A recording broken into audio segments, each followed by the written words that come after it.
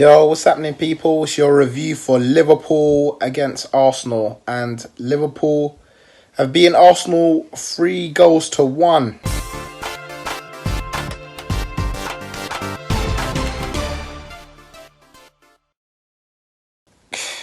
I predicted it. Reality is, I predicted it. I said that we'd lose 3-1. So I'm not surprised by the result.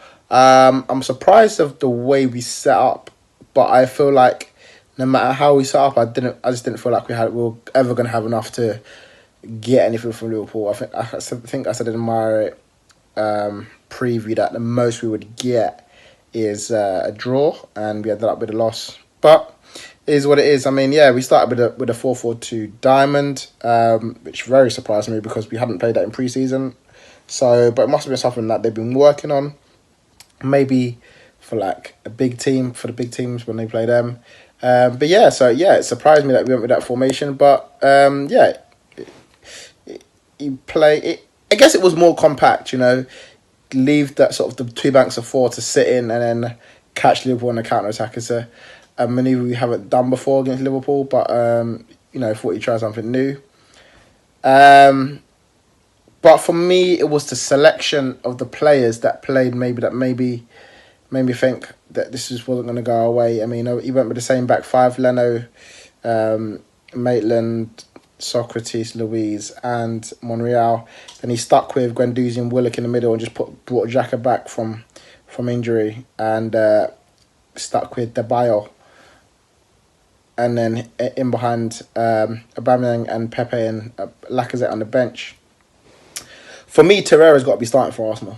Like, I don't understand what the beef is. Like, has Emery got a problem with Torreira? Like he is our best midfielder, like in the middle of the park. Yeah, we've got creative people, maybe like Ozil, who can maybe come in and do a job. Danny Ceballos is good, but it's early days. It's early days for him. Like, we can't really say that he is. But Torreira's been here for a year. He's better centre midfielder than Willock and Guendouzi and Xhaka. So he needed to be in there, and he wasn't in there. And we were doing okay. Guendouzi did quite good. But the other two, I feel like they were lacking a bit of pace in that game. Xhaka put a few balls in, but the reality is we didn't have the ball. When you're playing against a team that don't have the ball, you need ball winners. And Torreira is our best ball winner. So we needed him in there, and we didn't have him in there. And but yeah, so yeah, Liverpool obviously went with their sort of standard team. And then, yeah, they got the first goal through Matip's header from a corner. Trent put the ball in and Matip scored. Socrates and Guendouzi sort of were focusing on Van Dijk, and he got the free header in. That's literally what happened. Before that, Pepe had a great chance to score, drove at Robertson, went past him, and I think it's just about getting that composure in the final third that we're waiting for Pepe to just do. We know he's got the skill now. We know he's got the pace now. I literally said to people this week, I want to see him run at Robertson, and he did, and he beat him for it, and he just didn't have the finish in the end. But that's cool. That will come, and I'm just delighted to see that we got someone like him that will do that. Even the Aubameyang chance when he hit it over the bar, it was Pepe that was running down Van Dijk, and we've finally broken that record of not being able to dribble past Van Dijk in the Premier League. Pepe's done that now after 50 games. And if anyone was going to do it, it's always going to be someone like him, wasn't it? So, yeah. And then, yeah, we basically fell apart in the second half. Didn't really change anything at half time. Tried to play the same way, which is just basically sit deep and catch Liverpool on the counter attack. And then, a couple of David Luiz errors, really. Pulled back Salah, clear penalty, and then Salah spun him. Well, obviously Salah buried the penalty. It was actually a really, really good penalty kick. And then, yeah, Salah spun David Luiz, ran through on goal, and it was a great finish into the corner. David Luiz.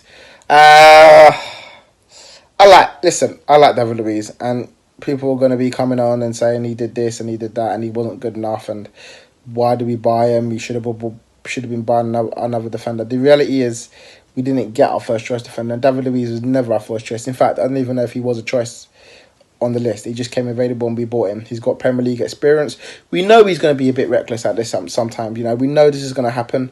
That's like one part of his game. But then there were so many other parts of the game today where I saw him do so many good interceptions and tackles, and on the ball he just looked so confident. And I feel like that's what Emery wanted this season, to have someone like that in the squad.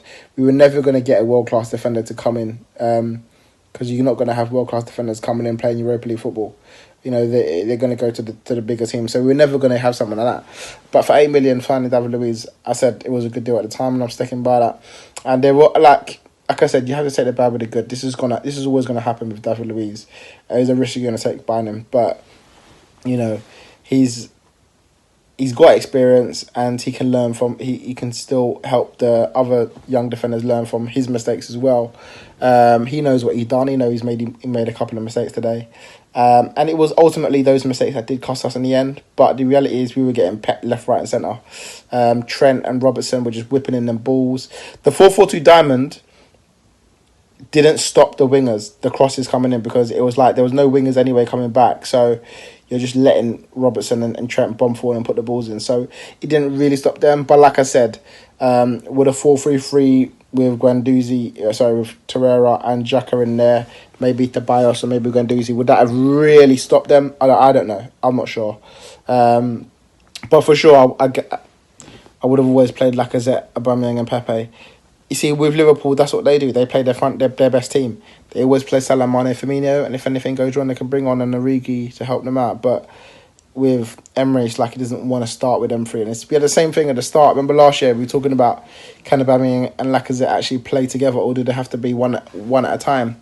It took a long time for Emery to finally get them to playing together, and look how good it worked.